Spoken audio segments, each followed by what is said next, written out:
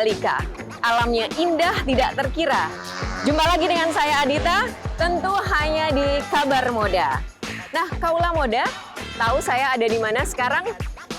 Bisa dilihat saya ada di Pertamina Mandalika International Street Circuit. Kali ini saya sedang berada di gelaran internasional yang menjadi perhatian dari masyarakat Indonesia maupun juga masyarakat internasional. Tentu saja gelaran MotoGP 2022. Nah, Kaula Moda, kalau bicara MotoGP dan juga gelarannya, tentu tidak bisa dilepaskan dari dukungan prasarana dan sarana transportasi dari dan menuju ke Mandalika. Seperti apa? Yuk kita lihat.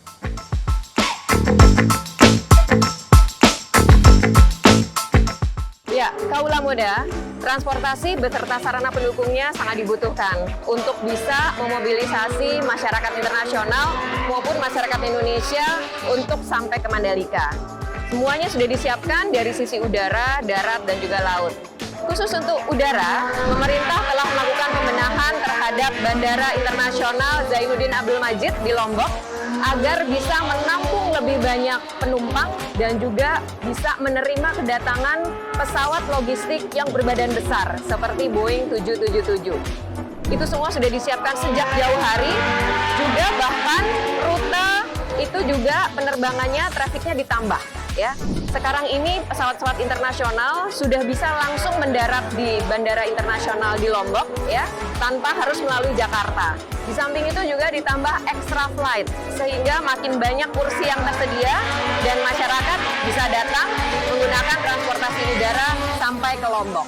Nah, itu tadi dari sisi udara ya. Bagaimana dengan sisi darat?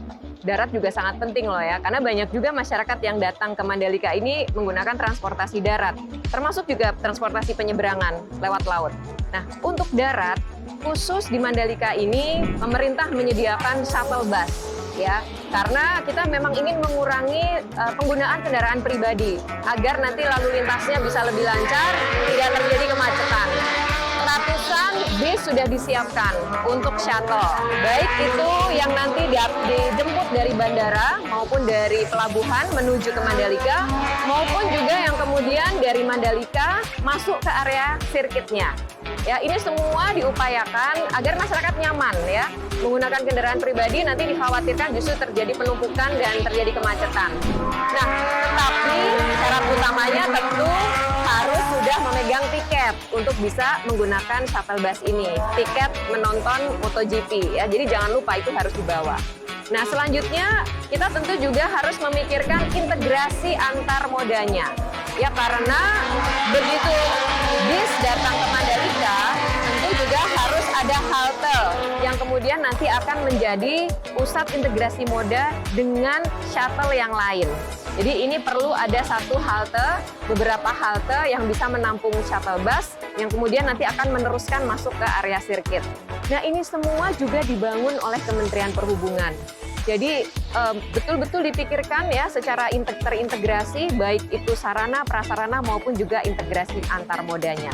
Dan Kaula Moda, jangan lupa juga untuk laut, Kementerian Perhubungan juga menyediakan sarana akomodasi terapung di Pelabuhan Gilimas. Tentu bekerja sama dengan PT Pelni ya sebagai pemilik kapal.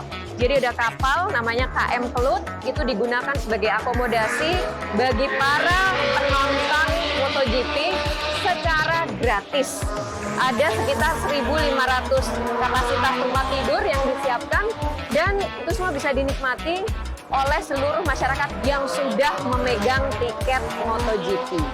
Jadi ini bisa dimanfaatkan dan itu semua adalah bentuk dukungan dari Kementerian Perhubungan untuk terselenggaranya event MotoGP 2022 di Mandalika, di Lombok, di negara kita.